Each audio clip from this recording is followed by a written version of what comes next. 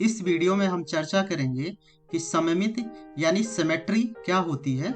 यह वीडियो गणित विषय के कक्षा 6 से 8 के लिए उपयोगी होगा। तो आइए जानते हैं कि इस वीडियो में हम क्या क्या सीखेंगे। इस वीडियो में हम जानेंगे कि सममिति क्या होती है, सममिति को आकृतियों की मदद से समझेंगे। साथ ही साथ हम जानेंगे कि सममिति अक्ष क्या होते हैं और सममिति से संबंधित कुछ प्रश्न भी हल करेंगे। तो आइए शुरू करते हैं। क्या आप बता सकते हैं कि इन वस्तुओं में क्या क्या समानताएं हैं? आप ये तितली का आकार देख सकते हैं, आप इन पत्तियों का आकार देख सकते हैं, आप एक इंसान के चेहरे को देख सकते हैं। क्या आपको इनमें कुछ समानताएं दिखती हैं? हम अपने आसपास में यदि देखेंगे तो पाएंगे कि बहुत सारी वस्तुएं हैं जिनमें परावर्तन सममिति यानी रिफ्लेक्शन सिमेट्री होती है। परावर्तन सममिति यानी रिफ्लेक्शन सिमेट्री दो तरीके से हो सकती है। एक होती है रैखिक सममिति और दूसरी होती है दर्पण सममिति। परावर्तन सममिति में एक वस्तु या चित्र का एक आधा हिस्सा अपने दूसरे आधे हिस्से के बिल्कुल समान होता है।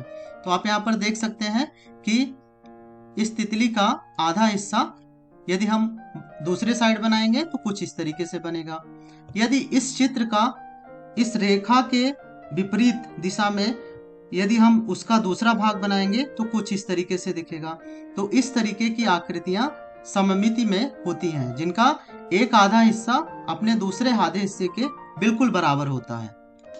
और इस रेखा को हम सममिति रेखा या फिर सममिति अक्ष भी कहते हैं। क्या आप बता सकते हैं कि यहाँ पर जो आकृति दिख रही है यह आकृति सममिति में है या फिर नहीं है? इसके लिए आप क्या कर सकते हैं कि इसके चारों तरफ ग्रिड बना लेंगे और ग्रिड में इस आकृति को रख लेंगे और एक सममिति रेखा खींचेंगे और देखेंगे कि एक इस सममिति रेखा के एक तरफ का भाग दूसरे तरफ के भाग के बिल्कुल बराबर है या फिर नहीं है।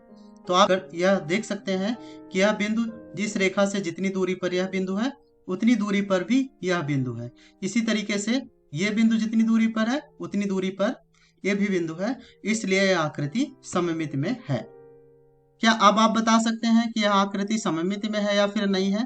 तो इसके लिए फिर से हम एक ग्रिड बनाएंगे और बिंदु एक सममिति रेखा खींचेंगे और सममिति रेखा के सापेक्ष देखेंगे कि एक तरफ का भाग दूसरे तरफ के भाग के बिल्कुल बराबर है या नहीं। तो हम यहाँ पर पाते हैं इस आकृति का यह कोना इस कोने के ठीक बराबर में नहीं है। आप देख सकते हैं कि इस रेखा से कुछ ये दूरी पर है और ये यहाँ पर है, इसलिए यह आकृति सममिति में नहीं है।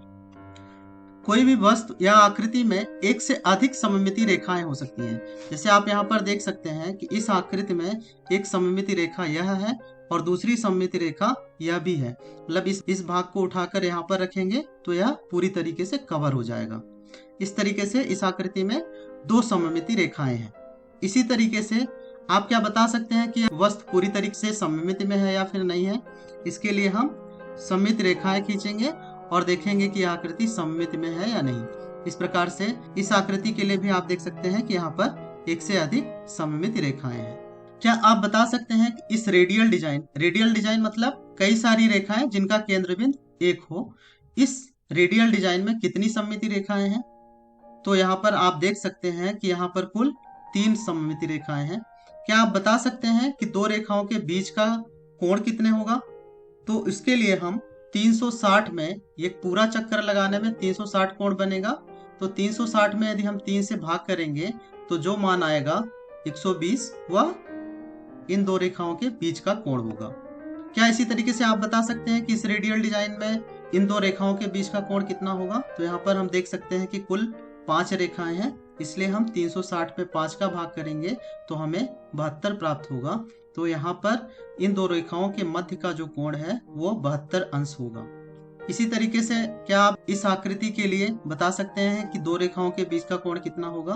बिल्कुल ठीक, दो रेखाओं के बीच का कोण 60 अंश होगा। अब आपके लिए यहाँ पर एक प्रश्न है, आप वीडियो को थोड़े समय रोकें और बताएं कि इस आकृति में क्या सममित रेखाएं हैं? यदि सममित रेखाएं हैं तो कहां पर है और कितनी सममित रेखाएं हो सकती हैं? तो आप देख सकते हैं कि यह आकृति सममित में है और केवल एक सममित रेखा या फिर सममित अक्ष हो सकता है। क्या आप बता सकते हैं कि इस आकृति में सममित रेखा है? तो आप यहाँ पर किसी तरीके से भी एक सममित रेखा खींचने का प्रयास करेंगे तो आप पाएंगे कि एक तरफ का भाग दूसरे तरफ के भाग के बिल्कुल बराबर नहीं बैठेगा, इसलिए यह आकृति सममित में नहीं है। क्या आप बता सकते हैं कि यह आकृति सममित में है या नहीं? बिल्कुल ठीक, यह सममित में है और इसमें एक सममित अक्ष है। अब आप वीडियो को थोड़े समय रोकें और इस तरीके का चित्र अपने नोटबुक पर बनाएं और देखें कि इसमें कितनी सममित रेखाएं हैं। बिल्कुल ठीक, तो यहाँ पर कुल 5 सममित रेखाएं हैं। एक इस तरीके का वृत्त अपने नोटबुक पर बनाएं और देखें कि उसमें कितनी सममित रेखाएं हो सकती हैं। आप पाएंगे कि इसमें अनंत सममित रेखाएं हो सकती हैं। अब आप अपनी नोटबुक पर इन आकृतियों के चित्र बनाएं और देखें इनमें से कौन कौन सी आकृति सममित में है और उसमें कौन कौन सी सममित रेखाएं हैं।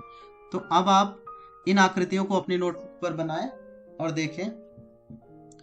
अब आप अपने उत्तर का मिलान कर लें। क्या ये सभी आकृतियां सममित में हैं?